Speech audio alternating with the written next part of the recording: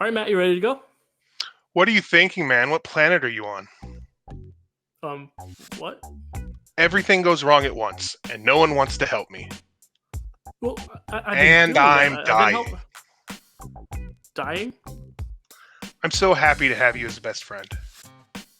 Oh, I mean, I like you, Matt. I'm honored, but we haven't really known each other that long, so. Everyone betray me. I'm fed up with this world. Oh, okay. I see what's going on. You're tearing me apart, Lisa. There you go. All right, you want to get started? Um, do you want to introduce the show, or do you want me to? Oh well, I thought Framewreck! since I'm. What a story, Mark.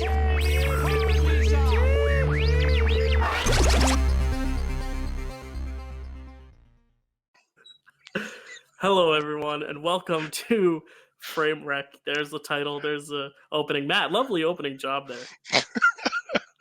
Oh man, I wrote it, and I'm still.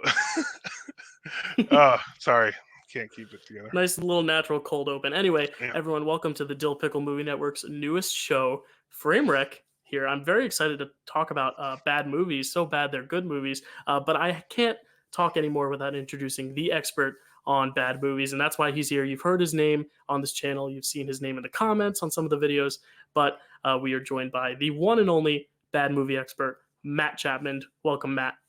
Hey guys, let me start off right off the bat by explaining what a bad movie is to me, because a bad movie is going to be different to everybody.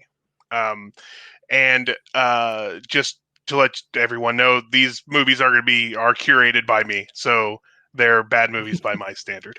Um, Yeah, and when I say bad movie, it's a movie that does not realize, it doesn't know how bad it is, and therefore is very entertaining to watch. So some movies, and there are some movies that we are going to cover that people are going to go, that's not a bad movie. It's a bad movie to me because it does not understand. It's not self-aware. Self-awareness, if it knows what it is, it's right out. It's not going to fly for me. So you're not going to probably see a snakes on a plane on here, because that movie knows what it is. right. It understands what, maybe if the original version that they didn't tinker with when they realized what they had, maybe that would have made it. Snakes on a plane isn't making it. It knows what it is. Exactly. Um, so for this show, it's going to be movies that don't know how bad they are. At least they didn't when they were being made. A lot of them Right. know now, and they are smartly capitalizing on it. Didn't know at the time how very bad they were, and but they made it anyway for our enjoyment. Right. Um, And I've kind of said from the start, like I am very much not as well versed in the bad movie universe. So like this is going to be a show where Matt essentially walks me through the classics, as you might say. But this is one we both seen, and I think it's oh, one that a lot of people have seen because it is kind of the tentpole uh, bad movie of all bad movies to rule all bad movies. it's on the Mount Rushmore of bad movies, and we'll get into a little Right. bit of that later.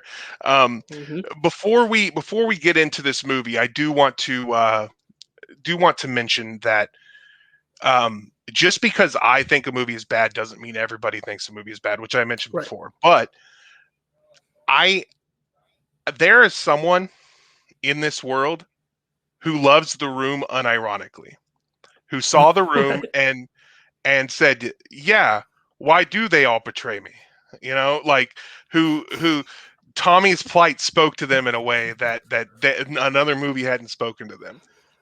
I don't want to discourage that. I think that if they love this movie because they think it's a great movie, that's awesome. Yeah. There is no wrong way to love a movie, in my opinion. That's kind of my mantra. There's no wrong way to love a movie. If you love a I movie, completely agree. that's awesome. So that's kind of where we're coming from. I don't want to make anybody feel bad if we watch a movie that if we cover a movie that they love, or Right. that they love for different reasons than I love it. So yeah, I just want to go there. We can just stick that bumper sticker on this show. There's no wrong way to love a movie. That's perfect. So Matt, let's get right into it. So we are talking today about 2003's Tommy Wiseau directed, produced, written, and starred The Room, which is a Room. classic, as I said, the one bad movie to rule them all. If we're getting our Lord of the Rings references in, those movies will not be referenced here because those are amazing movies. But yeah, The Room. Matt, when was the first time you saw The Room? Okay, so I have a fun it's actually not that fun. It's an interesting history, which is that I worked in a video store when The Room came out. I actually worked in the video store for a long time, but when at the time that The Room came out, I worked at a video store, and one of my friend's friends rented it and was texting him all through the night saying, "Hey, this movie is great. This movie is amazing. I'm loving every second of it." And so my friend rented it, watched it, came back and said, "This movie sucks. I don't know why they told me this movie was great. It sucks." I didn't make the connection because that friend was not my friend. So I didn't realize that they were Oh no. loving it because like that they were saying the same thing. This movie is bad and I love it. Like, and it's hilarious and it's a fantastic watch. I didn't realize that. So I didn't watch it. So I was like, okay, so I don't need to watch that. About 10 years ago, probably. If that math works out, maybe a little less. I moved here to Tulsa, where I live, and I met someone who loved movies as much as I did. And one day they were like, "Hey, have you ever seen The Room?" And I was like, "Ah, my friend saw it, and he said it was terrible." And he was like, "Yeah." It's like, "Oh!" And then suddenly it clicked. I was like, "I really have to watch." So he actually pulled the DVD out of his backpack that he had Wow. with him, handed it to me. I took it home and I watched it, and it was the greatest hour and a half of my life. So Yeah. close That's to. amazing. Yeah, I came around to it even more recently. In 2017, when the Disaster Artist was coming out, I had no Mm. idea what this even was, and I saw the trailers, and I was like, "Oh, that looks funny." I wish they actually like made a movie like that. And then I realized it was based on a movie that was actually made. So I watched it, and then it turns out a few months later, Tommy Wiseau was doing a tour and came to New York City. Was showing it at midnight screenings, and he was going to be there. So I went, and I was like, "Wow, great!" I got in line to meet Tommy. I had to buy a pair of his underwear and a Blu-ray to get him to sign it because the only way you can meet Tommy is if you buy his merchandise for like $30-$40. It's ridiculously expensive. And I sat there, and it wasn't until the first line happened where everyone's just throwing shit at the screen and everyone's just getting rowdy. I was like, oh, it's one of those movies. Because I had seen it, on the TV, and I was like, this is hilariously bad. But then I didn't realize how much of a cult following it really had, and just that atmosphere. And I know we'll get into it much later with its legacy, but I just it really does have such an amazing legacy, and I think that's why people always come back to it. So you saw the Disaster Artist. You saw the Disaster Artist before seeing The Room? I saw the trailer for the Disaster Artist, went Okay, and watched and The Room, saw the Disaster Artist, and then saw The Room in theaters when I okay, kind of got the whole okay. cult That makes process. sense. Yeah. I always Mhm. wonder what The Room, what the Disaster Artist looks like to a person who saw The Room. Unfortunately, I don't, or who hasn't seen The Room. Unfortunately, I don't think I have any friends who I haven't forced to watch The Room, so I Right. can't ask them. But yeah, Mhm. that's interesting. All right, so Johnny, you'll recall, is a successful bank executive who lives Mhm. quietly in San Francisco townhouse with his fiancee Lisa. One day, putting aside any scruple, I'm reading this off IMDb, and Oh, this okay. I was is wondering where you fun came out with the wording. word scruple. Yeah. uh, One day, putting aside any scruple, she seduces Johnny's best friend Mark. From there, nothing will be the same again. Wow. Yeah, That scruple word. I wonder if he put that in there himself. I bet he did. Yeah. Okay, so The Room was written, directed, produced, executive produced by the film star Tommy Wiseau. Now, you said you met Tommy Wiseau. You said Mhm. yes. Um, did you get a chance to like talk to him or? Oh yeah, like you get the full like 30 seconds to a minute to just kind of like chat with him and be there with him. It is an unreal experience. He's exactly what you would imagine he'd be Okay. in person. Yeah. So Tommy originally wrote The Room as a stage play, which he then turned into a 500-page book, which he couldn't get published. So then he adapted it into a screenplay. And he adapted it into a screenplay, if I'm remembering right. And this is from The Disaster Artist, the book, which, by the way, I recommend everyone read, or really not read. Stop reading that book. You should listen to the audiobook of that, because it's read Yeah. by Greg Sestero. And not only does he have a spot-on Tommy Wiseau impression, which is a good portion of the book, but he reads it with the exact same charisma that he plays Mark with. So it's really quite a treat. It's really like just like the second phase of The Room, which I love. That's great. And there's a lot of parallels too, as far as the story goes, because he decided to write this because Greg Sestero got a job on Retro Puppet Master, which was like a prequel to the Puppet Master movies, which I'm certain Dyl has never seen, because I know that Dyl hates dolls or dolls that move of their own volition. Correct? Yes. Yeah. Happy dolls. I can get past. Toy Story. Give me that all day. Oh But yeah, it's when they have that maniacal smile, and it's mostly dummies in particular. Okay. Yeah. I'm just not the biggest fan. So Greg Sestero got a job on that, and so Tommy, I guess, got jealous or something, and so he was like, "Well, fine, I'm gonna make my own my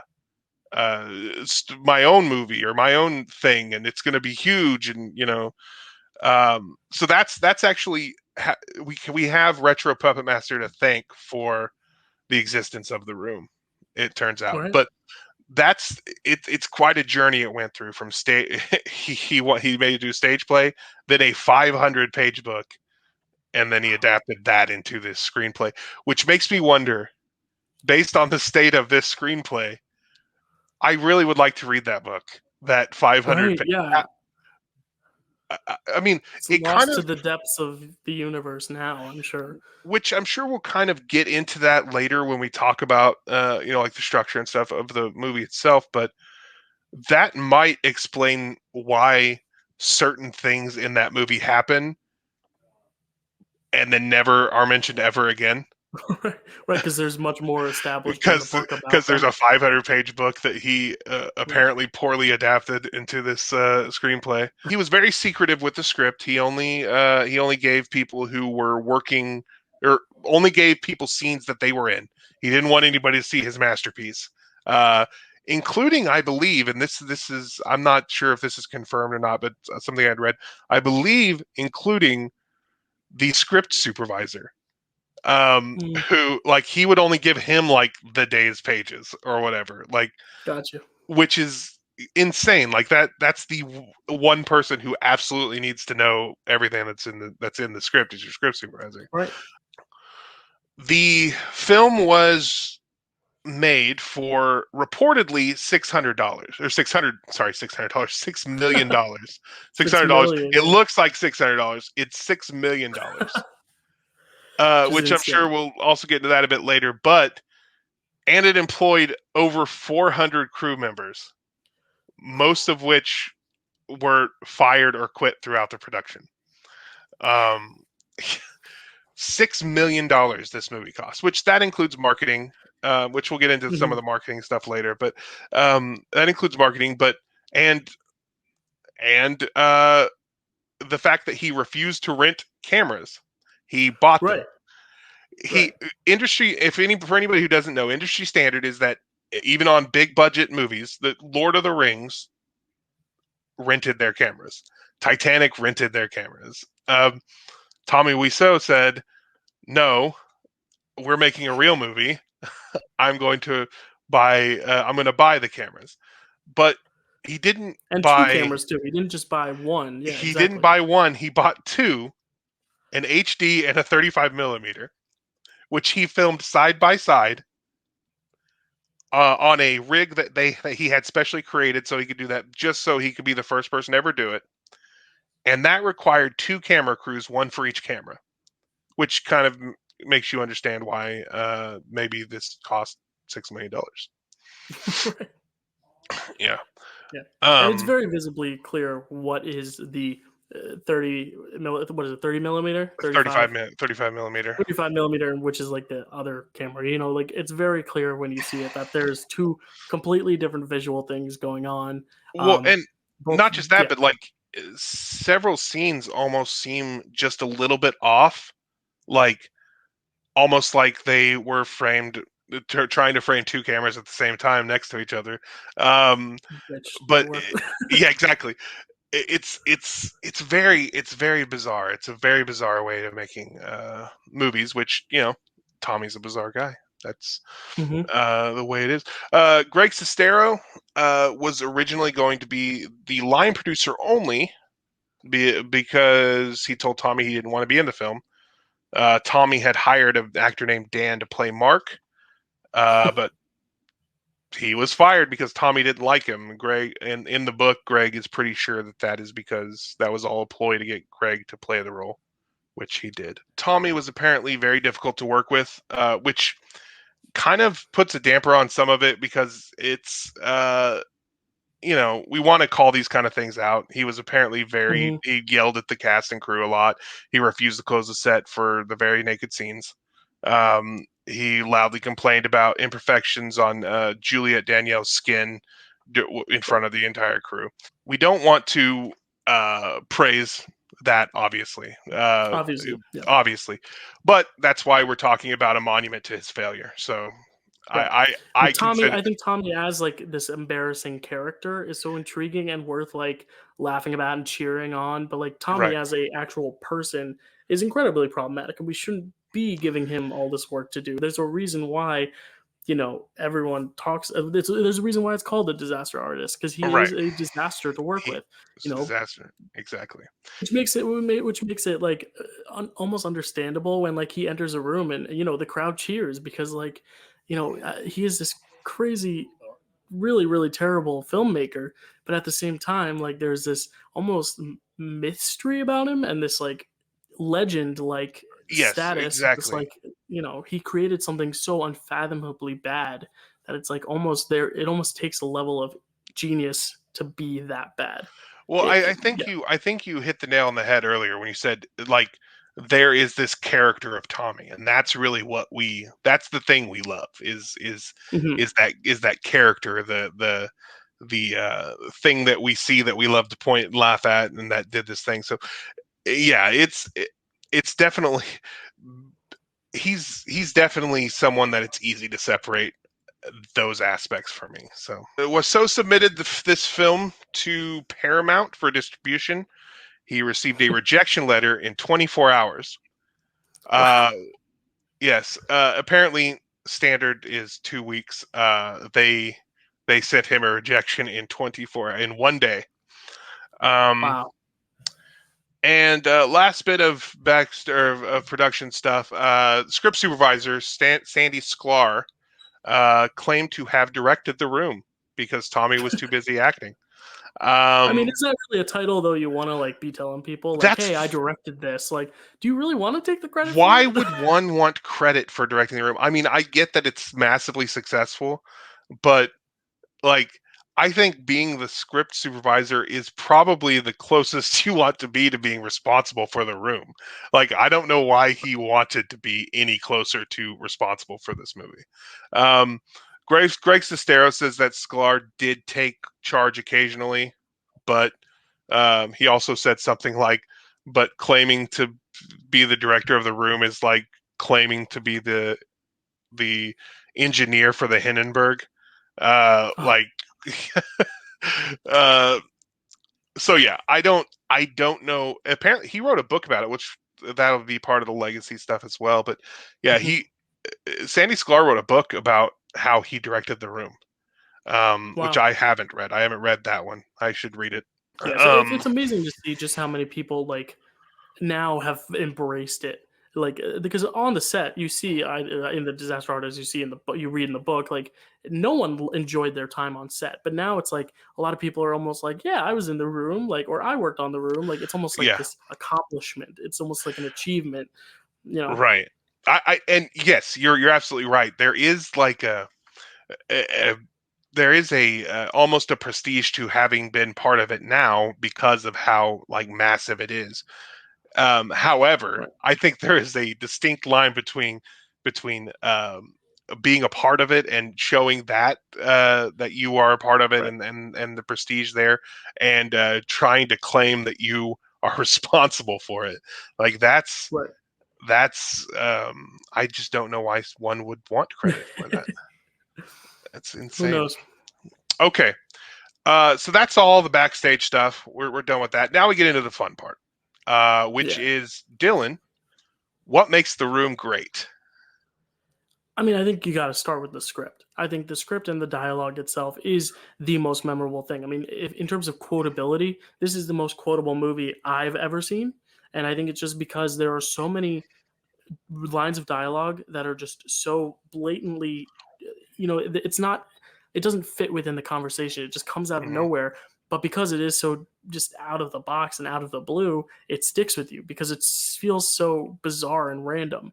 And I think all this random dialogue is really what makes the movie so quotable and so memorable and so rewatchable because you're waiting for all these moments to the point where I had only seen it the second time when I went and saw it in theaters, but I was able to quote some of these scenes just because you know when they're coming because they've become Yes, so ingrained in the film's popularity over the years. So just the right. dialogue itself for me makes the movie. It's like at the beginning of the Disaster Artist, they have like those almost those talking head interviews with like celebrities who love the room, Hmm. um, and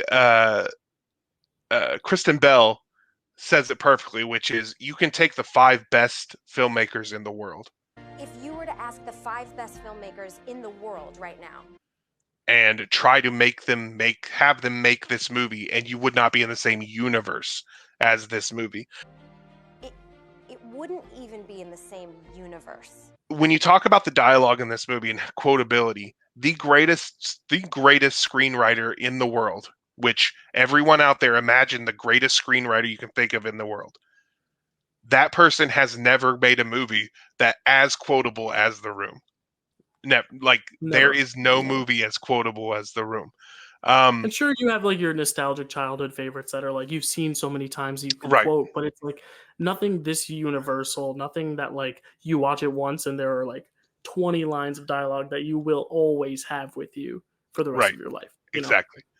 What is it that makes this movie so memorable and like the dialogue is so quotable? Is it that it's just so dumb, like that your mind that it is so hard for your mind to comprehend that it holds on to it to try to understand it better? Perhaps. Yeah, maybe. Um, And it's also just so matter of fact. Like just everything like from characters entering and saying hello, oh hi, oh hi. Like it's this repeated nature or I'm going now, I'm leaving now, I've got to go, I've got to leave. Like saying what every little character is doing at every action, you know, you're right, it has that repetitive nature that just makes it right, so funny because naturally screenwriters will just you start with them already in the scene. You don't have the whole process of them walking in and introducing themselves to the space and then sitting down and then starting the conversation. They'll just start with the conversation. So I think it's interesting, like you see every single character entrance and exit for every scene, and it's right. it's amazing. Oh, hi, Mark. Yeah, like it's every. There's that. There is that. How often Mark and Johnny say that they are best friends. Um, Hmm. the fact that Lisa and Johnny call each other my future husband and my future wife, which I found out, and I don't know how true this is either, but um, apparently Tommy only wanted English spoken in the movie, which is why he removed the word fiance because it's French. So that's Oh man. why Lisa, you're my future wife. Yeah, that's That's why you get that throughout the movie. After all, she's my future wife. What are some of your favorite lines? Now, I don't want your absolute favorite. We'll talk about that in a little bit. Right. What are some of your favorite lines from this movie? Well, right off the top from the beginning, the "I just like to watch you guys" is just so funny. When Denny is watching them have sex, or about to watch them have sex, and they're like, "Get out, Denny! Why are you here?" And he goes, I just like to watch you guys. like, so nonchalantly too. And that's the thing, is like the dialogue will either be so big that it like feels so, detached from the scene that's going on, or it'll just be so subtle that you have to like almost take a double take and rewind it a few seconds and be like, wait, did you really just say that? And he does. He just, "I like to watch you guys." And like, again, when he comes in, he's like, "Can I kiss you?" Just like so nonchalant. Like, You look beautiful today. Can I kiss you? Denny as a character just intrigues me so much because it's just so nonchalant and so subtle. Denny as a character intrigues me as well, and I'm going to tip my hand here from. We don't need to wait until later to talk about Denny. Denny, it's very interesting because they don't establish his age at first, and the guy who plays him, whose name is slipping my mind right now, which I can find out. He's one of the older people on the crew. Philip Haldeman is his name. He's one of the older people, oldest. He is older than a lot of the other cast members, but he looks youngest. He looks very young. Not only that, but Tommy dresses him young. Has his hair done to look like a kid. So he obviously is supposed to be the child version. Now they establish later on that he's in college, but they don't establish that till later, after he comes up and offers to join their sex capade. Danny, two's great, but three's a crowd. has a pillow fight with them, asks to watch, and then says, "Oh well, I've got homework to do anyway." Responsible filmmaking would have required that they establish his age before having him in such a compromising position, I would say. But this is not responsible filmmaking, and we're thankful for that. One of my favorite bits is also Denny related, and that is after the Chris R scene, after they've apprehended Chris R, and Denny's like, "I owe him some money," and Lisa says, "What kind of money?" And Denny says, "I owe him some money." And Lisa says, "What kind of money?" I owe him some money. What kind of money? I owe him some money. What kind of money? What kind of money? Like coins, bills, like euros, rupee, like money. What are you asking me? What kind of money? That's one of my favorite, because she keeps repeating, "What kind of money?" Denny, what kind of money? Just tell me. And she's saying it so intensely too, like she's almost like screaming it, and she continues for even the rest of the scene when he says drugs, and she's like, "What kind of drugs?" What she's kind like of drugs? Screaming at him. What do you need money for? Mom, please. Denny's with me and Johnny. And it's just one of those things where it's like the actors were clearly not all on the same page. It's interesting. It's been a while since I've seen The Disaster Artist, but knowing like how many actors were on the same page of like, this is going to be terrible, who was actually trying to make it good, who was there because it was a paycheck and they were just, I want to do my job to the best of my ability, and who was just like in their own world. And I think so many of these actors cover multiple boxes. Some of them are in their very own distinct box. And I think that's just very interesting to see. Just these portrayals, and I guess in line with the dialogue, the performances too just feel so, they make the movie because they're either so bad or just not good, but they're just standard performances, but in context of so much badness that it just works so well in all the wrong reasons. Oh yes, I think The Room has a great mixture of really, really bad performances and sprinkled in with some people who really love to do what they do, which you could tell some of these people are there because they are happy to make a movie, and that is their favorite thing, is acting. There are some Mhm. people who are also there who are just really, really bad. I love that most of the people in this movie give it everything they've got. Mhm. Unfortunately, Greg Sestero doesn't appear to be one of those people, because his compared to everyone else, his performance is so understated. But like, not in a that's not a compliment for No, this movie. exactly. Yeah. Mhm. Um, Yeah. before we get into performances real quick, because that's probably that's where I would like to go next. What Mhm. is your favorite, now that we're there, what is your favorite bad line of dialogue in this movie? Ooh, okay. So I have a worst line of dialogue because it's so bad, like I don't understand. And then there's one that's like so good it's bad. So I'll start with the so bad it's bad, and that is, if you love me, you'll drink this. As Lisa is shoving the glass of, first off, a mix of scotch and vodka. Am I right? Vodka, I Which guess. is, when someone who does not drink a lot, if you hand them a scotch and vodka, that is overload. And she's handing it to him, trying to get him to drink it, and then being manipulative and saying, "If you love me, you'll drink this." Now, this is not, an attack on her.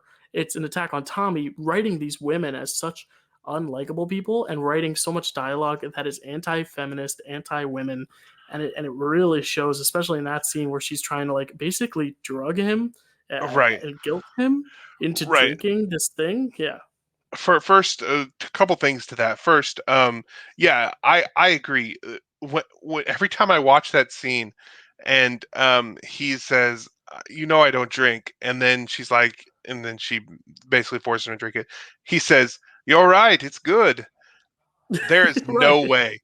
There's no way that a man who doesn't drink, or a person who doesn't drink, drinks that concoction and goes, "Oh yeah, that's that's exactly what I was missing."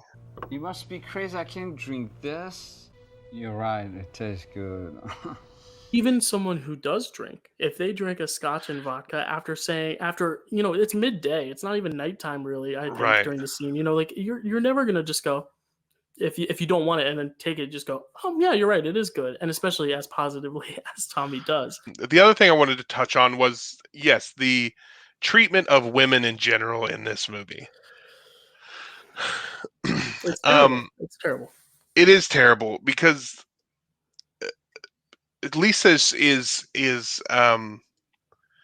not only the one who betrays Tommy, which so is Mark, but by the end, she is the villain and Mark still isn't. Like, Mark is not the like Mark at the end. Mark's big thing at the end, after Tommy kills himself, is how could you do this? You caused this. You betrayed him. How could you Right. do that?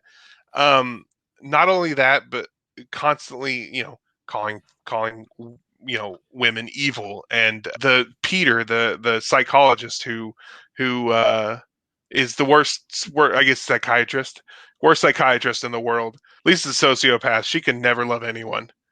Um, Yeah, it's crazy. yeah, And it's okay to like make Lisa like a villain. Like, you can make a female villain fine. You can even have Lisa like do the things she does and like not get redemption. That's fine. What she does is not right. It's then the generalization, well, of right. women Well, in general. that's the thing. It's not just that it's Lisa is a villain. It's that Lisa clearly represents women in this movie. And that's where the problem is. Yeah. And Yes. that's where it's like, it's a bad movie that is so good because it's bad, stylistically, and the performances are awful. The dialogue is so like memorably bad. But then you have this layer which actually like makes it a problematic movie at the same time. Like, it is every type of bad you can make, this movie has it.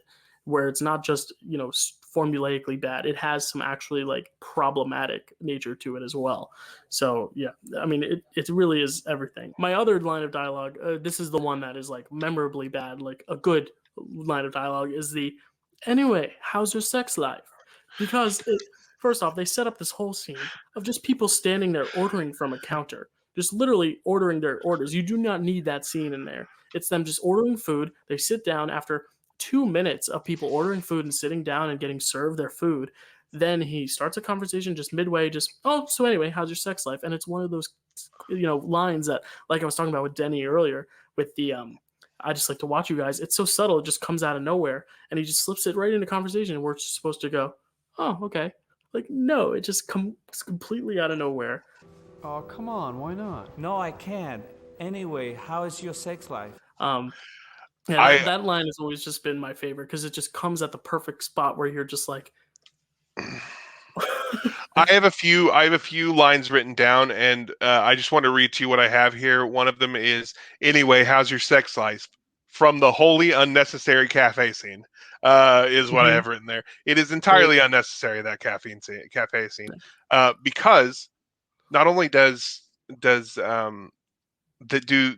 they show what three groups of people ordering, and then Johnny Mhm. and Mark. Then they sit down. How's your sex life? They talk about nothing, and then Johnny's like, "Oh well, I have to go," and then gets up and leaves. It's just Which and like I we could, get it, like he's trying to tell, like have Mark tell him that he's like been sleeping with Lisa. You know, you get what the purpose of the question is. It's just how it comes out, and then how immediately they just end the right. conversation. Well, and a little behind the scenes on that.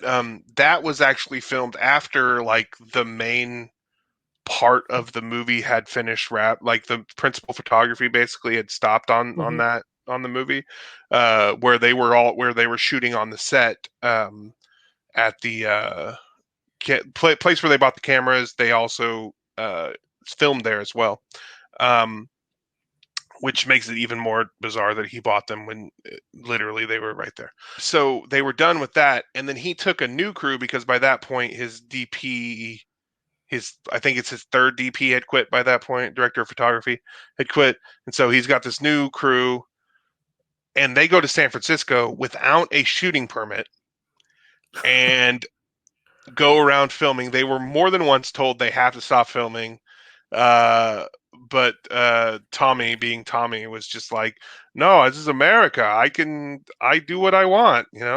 They go to this coffee shop to film the scene because basically um, they're trying to just kind of pick up shots where they can.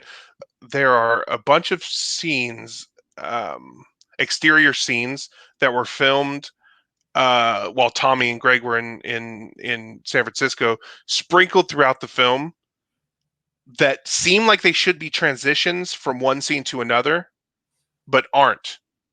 They don't transition into anything. There's one where Johnny and Tommy, or Johnny and Tommy, that is the same person. Tommy and Mark, nope, Johnny and Mark characters. There you go. Johnny and Mark are in a car. They pull up to a building, get out, walk into the building, which they hadn't left anywhere in the previous scene.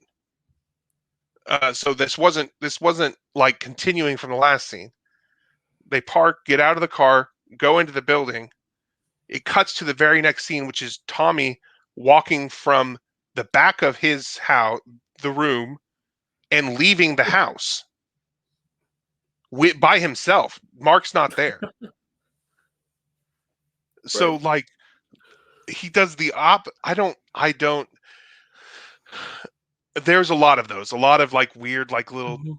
scenes sprinkled in that seem like they're transition scenes between two things, but don't ever go. They're not for anything. They're just because Exactly. Tommy and Greg were in San Francisco shooting pickup shots. Yeah. What are your other lines of dialogue that stick out Yes, to you, Matt? that's You said you had a list. yes, I do have a list. Just some of my favorites. While I was watching it the other day, I took some notes, and these were just the ones that I just love, that I stick out. Did you know that chocolate is a symbol of love?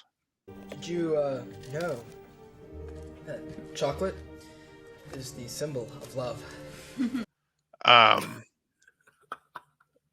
I got the results back. I got the results of the test back. I definitely have breast cancer. I got the results of the test back.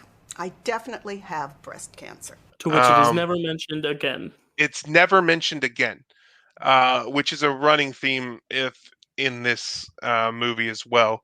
Plot lines that never, the Chris R Right. scene from earlier never picks up again. there's obviously the great I did not hit her. It's not true. It's bullshit. I did not hit her. I did not. Oh, hi, Mark. Yeah. I did not hit her. It's not true. It's bullshit. I did not hit her. I did not.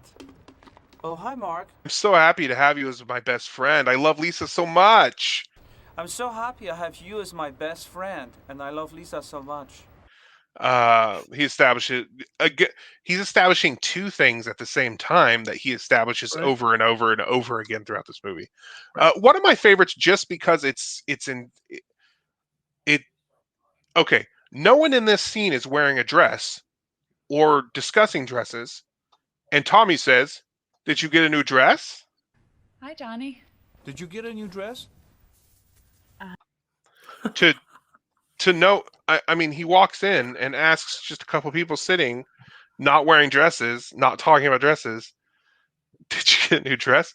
You know what they say, love is blind. You know what they say, love is blind. Yeah. Which is that one's great because it's just out of context. Okay, my favorite, very bad line of dialogue though, All right. is Give it to me. Mark saying, "You don't understand anything, man. Leave your stupid comments in your pocket." Leave your stupid comments in your pocket. Okay, so that line is one specifically mentioned by Greg Sestero in The Disaster Artist, because Greg hated that line so much, but Tommy would not let him change it. And the first time they got that scene, he refused to ever do it again. And they didn't do it again. The scene that you see is the one where they got it. Like, Yeah, he it's a hated one-take wonder. that's the line. But he hated it so much because he would ask him, like, what does that mean? Like, what does it mean? Keep your stupid comments in your pocket. What else do you love about The Room? What else makes this movie great? I mean, we have to talk about the performances themselves, right? We do have to talk about the Yeah, I performances. mean the performances are just so good because this dialogue, again, with like you said, with like the Kristen Bell quote, like if it's a different director, it'd be a whole other movie. If there were different actors, this dialogue would not work as well as it does, as badly as it does. You know what I mean? Tommy doesn't appear to have ever interacted with an actual human before making this film.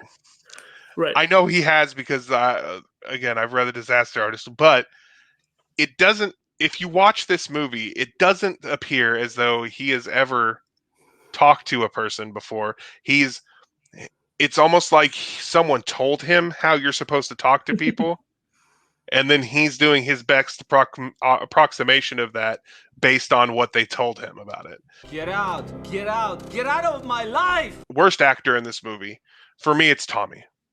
It's got to be Tommy. I mean, It's it Tommy. is. It's Tommy. The scene where he laughs after Mark's story about the girl who got beaten up. I beat her up so bad she ended up in a hospital on Guerrero Street. What a story, Mark. Is so it's so baffling. And the thing about that is that, like, everybody told him on the set, like, what are you, like, that's not a funny story. Right, like, why are you laughing? What did it anyway. What a story. They With eventually his arms back, yeah, they eventually just realized that they were never going to get him to change it, and so that's just the scene. He never did one where he doesn't laugh. And a fun little behind the scenes that I remember about that is that Greg Sestero ad-libs a line because he's talking about how the girl wound up in the hospital, and he ad-libs a line on Guerrero Street. Guerrero Street is where Tommy's apartment was, and Tommy's very secretive. So Tommy got really mad at him for doing that, and he did it to make him mad. Like he was fed up with that whole situation where he kept laughing, and so he did that to make Tommy mad. That ended up in the movie because it's the only one where they got sound, where the audio worked. So that actually ended up in there, even though Tommy hated it so much because it was the only usable take of him telling the story. Yeah. You are tearing me apart, Lisa! You're tearing me apart, Lisa.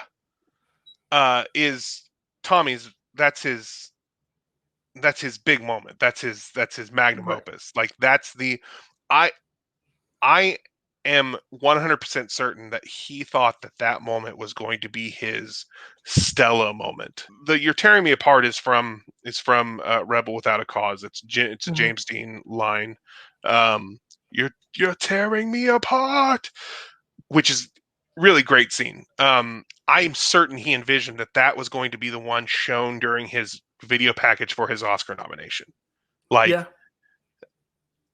he plays that with every ounce of Tommy that he has in him, and it's beautiful. It's incredible, and I love how he stands and the camera is under him, like making him just, I don't know, like having him tower over the camera, and I love everything about that moment. Yeah.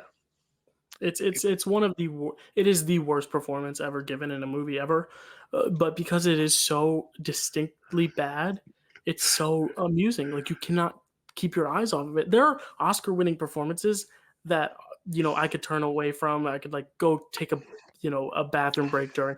I could not miss a moment of this, and I think that's a testament to just how bad he is. I think it really is. Come out now, Johnny. She's gone. In a few minutes, bitch. And it's the consistency with how bad it is what's so remarkable. Thank you, honey. This is a beautiful party. You invited all my friends. Good thinking. Every scene he's in, it's bad acting on bad dialogue. Because here's the thing: the dialogue is bad throughout the whole movie. No one's dialogue read is as bad as his, and so it makes every scene that he does that much worse, that much more, just more garbage, and I love it. I'm tired. I'm wasted. I love you, darling. So we established that Tommy is the worst actor. Were there any actors in this who elevated the material, who were better than the movie?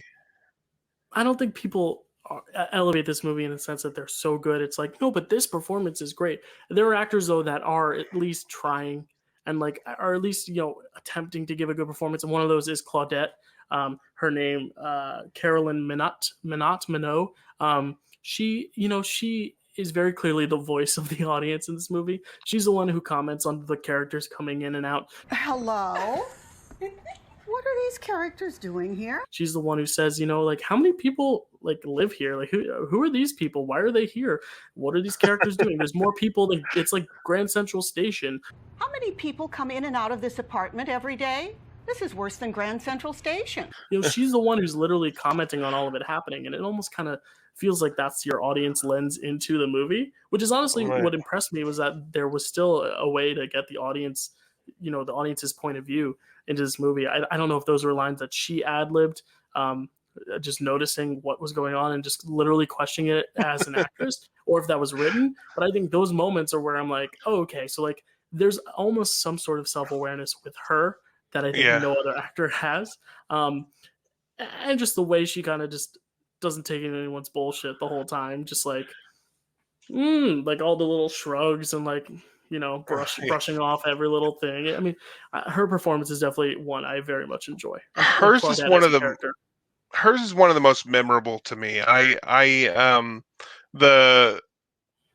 definitely have breast cancer. That scene. I got the results of the test back. I definitely have breast cancer. That scene, that's the one that after my first viewing is the one I remembered, like that I went back and was like quoting to my friend and stuff like that. Mm-hmm. She's great. I earlier when I was talking about how I think there's some people who are there because they love acting and because they want to be there. That's one of the people I'm talking about. She obviously loves it, loves the craft. Like I really appreciate her performance as well. For me, the actor who elevates the material that they're in is Chris R. played by Dan Janjigan. I don't know how to pronounce it.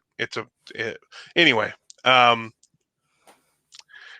He plays Chris R, and I think that he legitimately plays Chris R well. Like when I watch that scene, he's scary. I'm gonna ask you again, Danny. Where's my money? I think it might be because he's yelling, and also I think a behind the scenes story for that guy is that he was always in character while he was on set. So like he was always kind of already at 11. But he is the most believable person in this movie, and legitimately I think he gives the best performance. The fun thing about him is that he wasn't an actor. He was the roommate of someone who was in the movie, because originally Chris R was going to be played by the same guy who played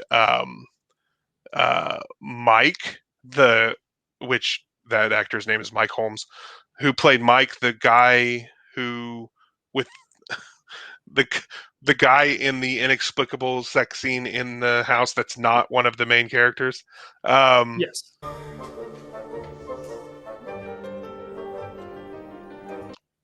That guy. He was going to play both Mike and Chris R, but he was going to be wearing a disguise to play Chris R, like I guess sunglasses and I don't know, a mustache. I don't know what the plan was for that, but he was going to play them. But they were going to be different characters. It wasn't like Mike was secretly Chris R. It was, and Tommy wanted, like, he could have cast a person. It's not like they ran out of actors. Like, they replaced plenty of actors. That's right. One of the things is that there were people that came through and were fired before they even got on screen.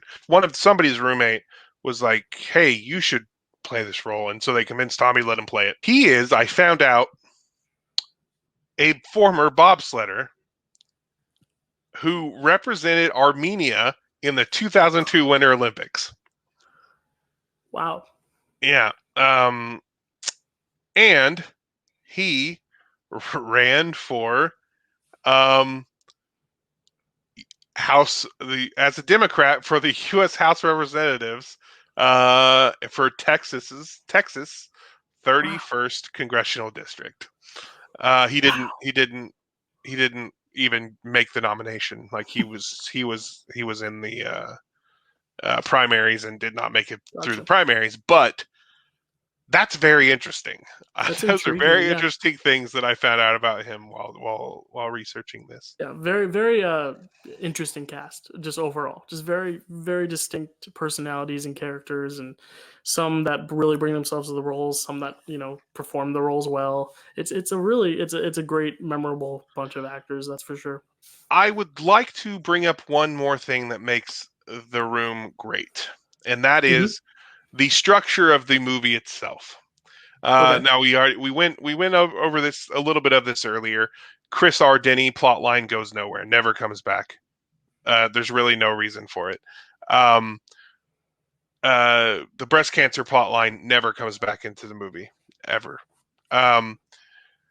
Okay, so in the first 30 minutes of this movie, Johnny and Lisa have a sex scene. Mark and Lisa have a sex scene where Mark is about to leave and then suddenly they're having sex on the stairs while Mark is wearing jeans the entire time. And that is because Greg didn't want to do a sex scene. He refused. That's why I think that's one of the reasons he didn't want to play Mark. And Tommy was like, "It's fine. You leave your pants on." And he did. He wears the jeans the entire time during that sex scene.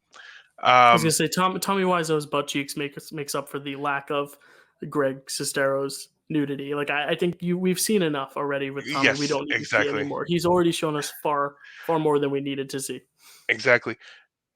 And then, okay, so we got Johnny's love sex scene, Mark and Lisa sex scene, then another Johnny and Lisa sex scene inexplicably out of nowhere. which used unused footage from the first sex scene. The first sex scene, when cut together, was 6.5 minutes long. They cut that in half and used half on each side, on each thing. So they used the same sex scene, which is it's already unreasonably long. Like not the 6.5 minutes. The first sex scene that actually makes it into the movie is unreasonably long. And then they put a second one in. And then there's a fourth sex scene, which is the people who the random Mike and what's her name, who just happen to come into the house and have sex. In the first 30 minutes, four sex scenes. All right. There is no consistency between scenes. It kind of feels like the characters don't know what already happened to them in the movie. Johnny and Denny are on the roof, and Johnny's like, "Hey, what's new with you?" As though he didn't just almost get killed like 2 minutes earlier in the movie, or maybe not 2 minutes, but just not like just earlier in the movie. Johnny says at one point that he hasn't had sex in a while, that he and Lisa haven't had sex in a while, except for those two obscenely long scenes that from earlier in the movie that we just saw. Mark, this is my favorite. Mark tries to throw Peter off of the roof after he confronts him about Lisa, and then he stops. He says, "Hey, I'm sorry." Like, all right, and then they continue their conversation as though nothing happened, as though he didn't just try to murder him. There's a scene in the movie that's in the alley scene, in the alleyway, which was originally constructed to have the Chris R scene, but Tommy Reed decided to have that on the roof, and so they didn't use that scene. But then he had them reconstruct the alley scene, which, by the way, was just on the other side of an actual alley that they could have used but didn't. Yeah. The use of green screen in itself is very weird. It's like they have these actual on-site locations to use, and in the beginning when he's on like the trolley car and stuff, like that stuff works. But then you have the stuff that's like on green screen that doesn't need to be, that like looks so fake. Right. Looks terrible. The roof, which is constructed, it's not a roof. It's constructed to look like a roof, which you can tell by the way that the corners don't match up on the building. Also, how depending on which angle it is, it's either a bright sunny California day, or it's like dusk in like. It's like foggy and dusk and probably like Saudi Arabia. I'm not sure what it is.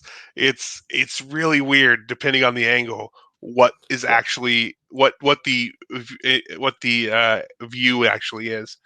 Yeah, so they built the alleyway to film a scene where Mark hits Mike too hard with a football and causes him to fall into some trash cans. It was filmed to create continuity because at one point Mike had hurt his arm, and so he had a cast in a scene. And so they filmed that scene where he gets hit too hard in the stomach to explain why he has a cast on his arm. Then the scene where he is wearing a cast later in the movie was removed from the movie, but this scene wasn't. This scene was left in the movie, which it's so fitting that they actually were trying to create continuity and still failed miserably. They gathered together at one point in tuxedos to play football for no reason. Like, there's no explanation as to why they're in tuxedos, why they're playing football, why they're playing football in the alley. There is a shot at the end of that where you see their feet walk past, which I think is the reason for that scene altogether. I think he needed a reason to have them all in black pants and shiny shoes. I think he wanted a Reservoir Dogs moment. I was gonna say it's very Quentin Tarantino. That Yes. one shot of the. I can't think believe I'm comparing the two. I honestly think that whole scene was constructed for that moment. And I got to be honest, it's probably the best shot in the movie. Oh yeah. There are 2 non-sexual pillow fights in this movie.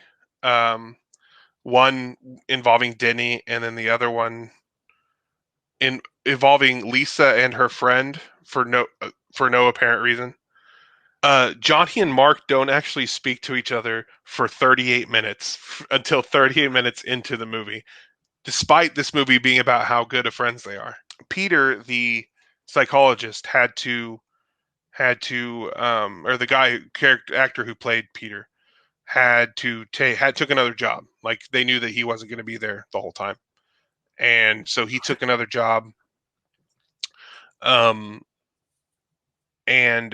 But his scenes weren't completely filmed, which is the reason at the end of the movie, this random person that we've never met, that has never been introduced, is suddenly right in the middle of the whole debacle and the whole thing. They could have assigned all that aspect of it to any of the characters who had already been introduced. Mike, Claudette, Denny, Mike, any of the characters could have filled that role, but they chose to give it. But Tommy chose to just have a random character that we've never met and is never introduced and is suddenly like way up in everybody's business. So that's what makes The Room great. Now let's talk about the legacy. Let's talk about where The Room went from there. Yeah. I'll take it away here because I think, I have the firsthand experience of meeting Tommy and seeing it within a room full of people. And I actually have a few clips I want to share of just what that experience is like. So first off, this is just a video just showing how many people show up to these things. Because you think, there's a midnight showing. Like, who wants to get out and go to a theater at midnight unless it's like this big, premiere of a movie? But really, this had a huge turnout. I wasn't expecting it either. I bought a ticket not knowing how many people were actually diehard fans. So here's the video of Tommy entering the building and just the noise and amount of people that were there. Take a look.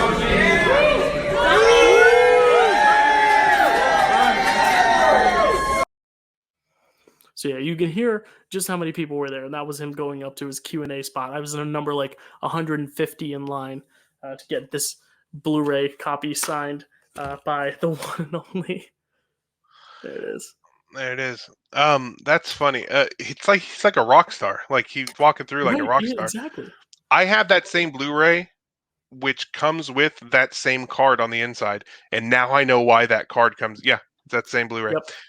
Now I know why that card comes in there. It's so Tommy can sign it. Yeah, and that's crazy because a movie like this should not be on Blu-ray. There should not be copies of this sold to many people. This should be like a pirated on YouTube type movie, which it is. But Right.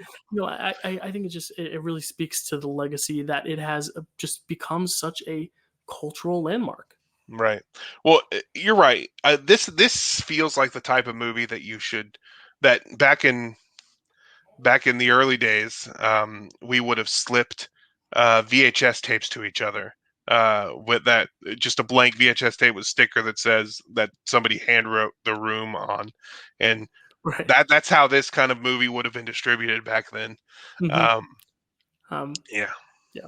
I have one last clip to show of Tommy interacting with the audience. So when he comes in, basically, the whole theater sold out. So like all 6, I think it was 5 or 6 auditoriums, all playing the same movie. So you have people there for 6 showings. They're all spread across 10-minute intervals. And Tommy is supposed to go into a movie, give a 10-minute Q&A, go to the next movie, give the 10-minute Q&A. So like 10 minutes before each movie. So it's spaced out exactly perfectly for that. Apparently they were giving him a big issue about like going in because he wanted to introduce, but the people at the theater, I guess, didn't want him to. So he was like 40 minutes late, but we all sat there. We all waited for him. And he eventually came and he's like, I'm going to do this interview. And he came around with his mic. So here's a condensed version with subtitles because, it's Tommy. A very condensed version of that. So please enjoy this 1 to 2 minute clip of the interview with Tommy Wiseau. I love you all. I'm American. I'm proud of The Room. That's what I want to say. And as you know, someone was chicken, so that's why they stopped me to talking. Never know about that one. So you can say on the Twitter, say, hey, you are cheap. Why you cheap? All right. Brazil. Hey, food. Hey, how you doing, man? Brazil. Yes, sir. What's your favorite football team? 49ers, man. Yeah. Hey, how you doing? I didn't know that was you, man. Huh? Who cares? We don't care about your President Trump. Who you care? I don't actually. Who cares, you know? We create the rules, not them. Ha. You go to Mardi Gras with me this year?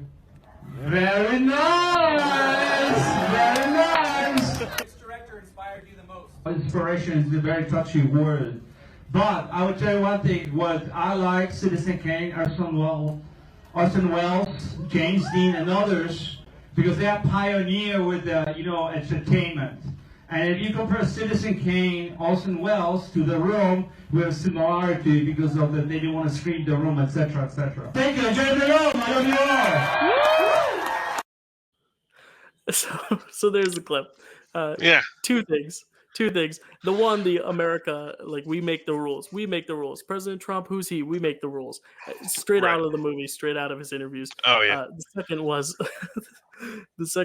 the comparison to Citizen Kane, saying if you look at Citizen Kane in The Room, there are similarities. That is a line that Tommy Wiseau said in person. You look at Citizen Kane and look at The Room, there are similarities. And he goes on to say, because they didn't want to show Citizen Kane in theaters, just like they didn't want to show this. But I think the two movies couldn't be further apart. Right. In some ways, The Room has almost surpassed the level of popularity, at least with this generation, that Citizen Kane did. I mean, obviously you see Mank is, bringing Citizen Kane kind of back into the forefront of things. But, like The Room, I feel like, no one's going out at midnight to see Citizen Kane, and I think that just says a lot about The Room itself. Also, whenever there are spoon pictures in the movie, everyone throws their plastic spoons at the screen. It is a glorious, glorious time. So, Matt, what do you have to say about either that video or the legacy, all that jazz? Oh, that video was great. Like, there was so much just real Tommy in there, like, according to everything I've read and heard about him. So that's fantastic. As far as the legacy, I was just gonna run through a few things. The Room premiered in theater on June 27, 2003. Tommy had put it in for the 2-week the obligatory 2 weeks in order to be eligible for Oscars. Right. Because this film was going to win all of them. Well, 2003 would have been the 2004 Oscars. Lord of the Rings: Return of the King won Best Picture that year. So, The Room would have been nominated for everything. Right. Well, I mean, it was snubbed really because he did keep it in theater. Originally, the movie house was going to because no one was coming, was going to just stop running it. But then Tommy ended up paying them to keep it in for the full 2 weeks because he wanted it to be eligible for Oscars. They would post blurbs from reviews with a sign that said no refunds during that time because they didn't want anyone to come out and try to get a refund from that. During that time, while it played there, it was attended one night by Michael Ruslett. I don't know how to Ruslett. He's from 5 Second Films, who found the movie so interesting that he started bringing his friends to the remainder of the viewings. At one point, having like 100 friends at a viewing, and they would mock it together, which is where this kind of came from. Is that word of this movie started to spread. And Tommy Wiseau found, or once it was done with its 2-week engagement, people started writing to Tommy saying, "Hey, we want to watch The Room. We love your room. We love this movie." So he set up a midnight screening, and that was successful. So then he set up more midnight screenings. He set up midnight screenings up until 2012. Wow. So from 2004 or 2003 to 2012, he was setting up midnight screenings that were selling out. As far as its legacy beyond that, it's become obviously the phenomenon. We've talked about it here. It's become a huge phenomenon. It spawned two memoirs about it, which is Disaster Artist, My Life Inside the Room, the greatest bad movie ever made, by Greg Sestero and Tom Bissell. And then also, as mentioned before, Sandy Sklar wrote, "Yes, I directed The Room, the truth about directing the Citizen Kane of bad movies." Film adaptation, Disaster Artist was produced by Seth Rogen, directed by James Franco. There's a documentary called Roomful of Spoons, which I have not seen, which I need to. There's a video game about The Room called Room Tribute. It's a point and click adventure game. It's released on September 3rd, 2010, and it serves as an unofficial adaptation of the film The Room. Wow. I have not played I'm this. I really need to. As soon as I can. Yeah. Yes, me too. It's become as ingrained in our pop culture as any type of movie. There are references to it in all kinds of movies and TV shows and everything. But I'm not going to go through all those. I did want to mention one that you can take to Kelsey next time you're doing Marvel, because Tommy Wiseau is in Marvel canon. In 2016, the Marvel comic book Spider-Man Deadpool 12, Captain Marvel received a copy of The Room as a Christmas gift from Deadpool, but complains that she actually wanted Room starring Brie Larson. She also goes on to state that Tommy Wiseau is actually an alien criminal wanted by the Guardians of the Galaxy. Wow. Yeah. So, yeah, that is the legacy. It went from this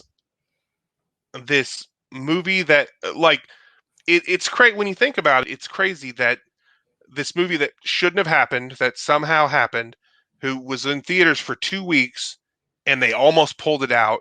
Everything that had to happen in order for this to become as massive as it was. It's actually pretty amazing. It's one of the it's one of the it seems weird to say, but it's one of the great film success stories. Like, success is for all the wrong reasons too. Yeah, exactly. It wasn't intended on it, but I think Tommy has now embraced the fact that it's not good, not necessarily not good, but that people don't think it's good, and that's where he builds his success. Whereas, like, he still knows it's good to him, but he knows that audiences don't, and he thrives off of that. What I love is that he started marketing it as though it always meant to be a comedy. That he started, like check out, watch this great new black comedy. Which what's funny is that, like, that's one of the quotes on some of the promotional material, including the famous ones like "a film with the passion of, or with the soul of Tennessee Williams," all unattributed, all just quotes with no attribution, which is awesome. Honestly, it's, as I mentioned earlier in the thing, that to me, a great bad movie needs to not understand what it is. So if this were a movie that was supposed to be a comedy, it instantly becomes less enjoyable. Like, if he meant for this to happen, instantly it's not nearly as good. Yeah. But he didn't. Yeah. Oh, I know he didn't. That's what I'm saying. Yeah. Like, that's what makes it so great. But part of me thinks, like, he should, like, obviously it's not, why does he say that? But then there's the other part that goes, well, this is exactly why we love The Room, because Tommy is that person. Like, Tommy is the person who wants you to believe that this is a great movie that he always intended. Mm-hmm. Yeah. The next Citizen Kane. Citizen Kane. All right, so that's the legacy. Now we're moving on to the train wreck moment of the film. This is the moment in the film where everything went wrong. Dylan, what is your train wreck moment of the film? Yeah, I mean, the whole movie is wrong from the start, And but that's true. it has a climax, and that climax is Tommy destroying his room, humping Lisa's dress, and killing himself. Now, the thing is, the killing himself is something where it's like, you see it in a lot of tragedies. The destroying the room, like we've seen, lots of, outburst scenes, but it's the humping of the dress that is just the most, it's like the rosebud moment, but like incredibly classless. It's like Right. It's dropping the snow globe and uttering rosebud, but instead of doing that, he's just takes the dress and starts humping it. It is the most unfathomably entertaining and mind-blowing train wreck moments I've ever seen on film. Because you do have such hilarious dialogue throughout that like you laugh, but then you're ready for the next one. Whereas that you just like watch it and then you have to like sit with it for a little while, and it's all built to it. So that is my moment, is the humping of the dress. That is my hilariously bad moment. That is you're right. It's a moment that he clearly intended to be the great climax, the thing that stuck with you as you left the theater. What's great is, I mean, it did. It absolutely did. That it's very interesting how all these things that he intended did come to pass. It's really great how it's that whole scene is punctuated by the other three leads of the movie basically weeping over his corpse.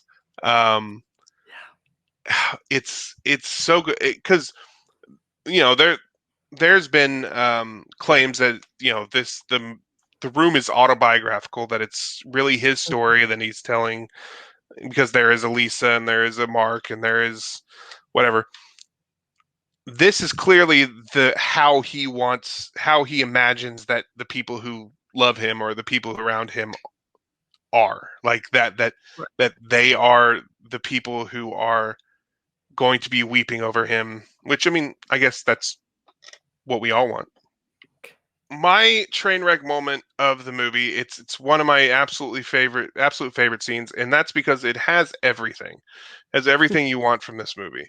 The dialogue is bad, the acting is bad. It is the flower shop scene, which is one of the pickup scenes that they did in San Francisco. Can I help you? Yeah, can I have a dozen red roses, please? Oh, hi, Johnny. I didn't know it was you. The flower shop, it's an actual flower shop, and the flower shop employee is actually the person who worked in that flower shop. Here you go. That's me. They went in and said, "Hey, can we film this?" A fun little story about that is that Tommy didn't know that the dog was real. How much is it? It'll be $18. Here you go. Keep the change. Hi, doggy. You're my favorite customer. Thanks a lot. Bye. Bye. And so he decided to go pet the dog and say, "Hi, doggy." He thought it was a fake dog. And then it moved. But that was an ad lib when he decided to go over and pet the dog. And so, but he thought it was funny because he was petting a fake dog.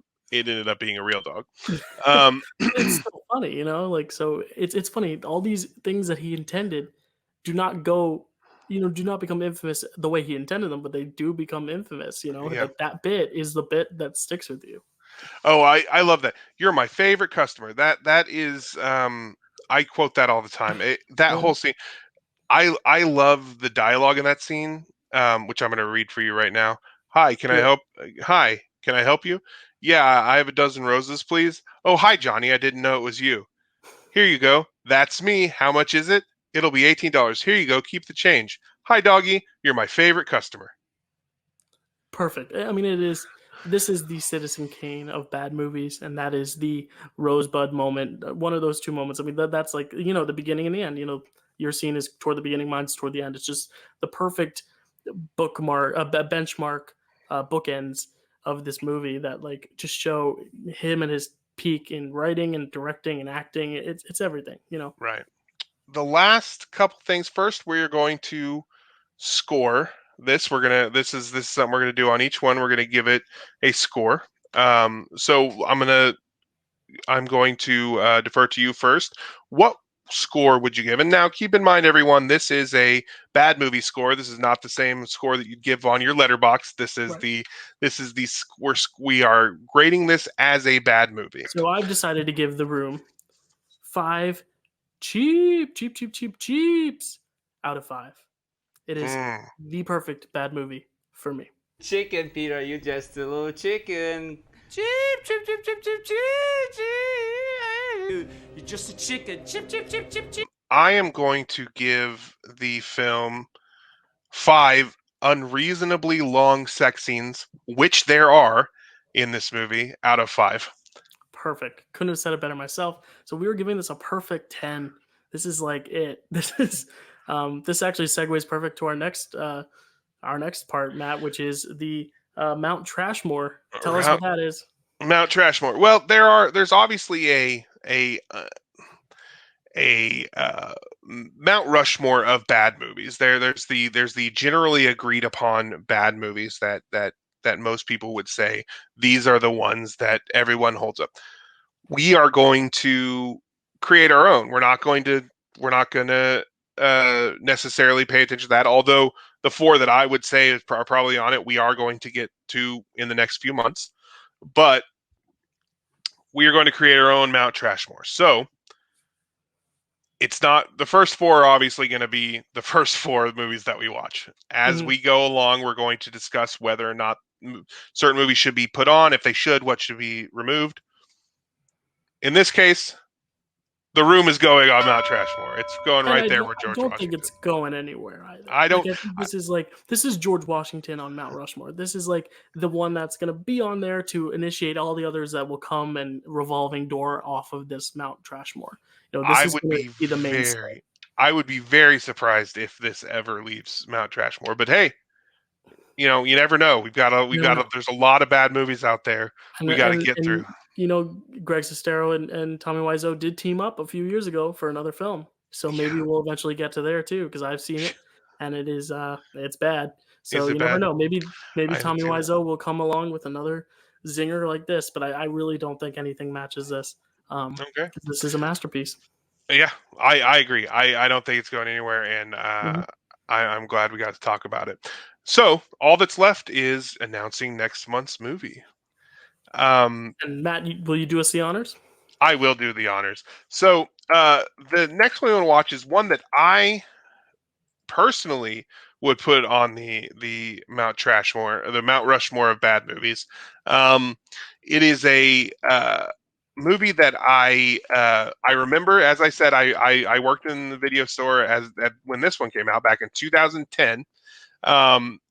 It is the environmental film, surprisingly, Birdemic: Shock and Terror. That's right. You're doing Birdemic next month. I'm so excited. Next month. It is right now. If you're in the US, it is streaming on Amazon Prime. So perfect. I don't know where it'll be after that, because it shakes up at the beginning of the month. But if you're looking to watch it, it is currently streaming on Amazon Prime in the US. Perfect. And we will warn you, it is not easy on the eyes. So, you take it as you will. The visuals are crappy, but that's what makes these movies so bad. It's not going to be easy to watch, but we hope you enjoy the badness of it. It's a movie I have seen as well. There's a lot of bad movies I haven't, but the first 2 we're doing are 2 that I've seen. This one is a little bit more so bad it's bad for me. Last time I couldn't really get through it with enjoyment, but I think it's because I need to really be in that lens. But I'm hoping to rewatch it, and I'll have a lot of more thoughts next month. But I cannot wait to talk about Birdemic, because it's memorable. It sure is memorable. Oh, absolutely. So Matt, this was a pleasure talking about The Room. A really fun first episode. Fun. Where can they find you, Matt, if they want to reach you on your socials? If you want to, you can find me at Mattman XIII on the Twitters. I don't use it that much, but I'd be happy to interact with anybody who does come and visit me there. So right. Yeah. Yeah, and you can find me at Dylan_Randazzo, also on Twitter. And of course, if you're watching it here on the Dyl Pickle Movie Network. This is an exclusive video for this channel. So this is not a podcast. You can't listen to it anywhere else. This is where you watch it, where you should watch it, because there are a lot of clips that are worth watching with your own eyes. We hope if you have not seen The Room, that you're now encouraged to go watch it and see it yourself. As I said, it may be pirated on YouTube, even though I do not condone it. Or if you want, you can buy this really expensive Blu-ray and hopefully one day get it signed yourself by Tommy Wiseau. I do recommend seeing it at some point in your life. And if you have seen it, I hope you enjoyed this deep dive into it. Matt, you brought so many amazing facts about behind the scenes and a great intel on the film in general. I hope you had fun. I had a blast doing this. How about you? I had a great time. It was so much fun. Awesome. So we're going to be here every single month on the show discussing bad movies. Next month is Birdemic. This was The Room. On behalf of Matt and myself, thank you so much for watching. What a story, Mark.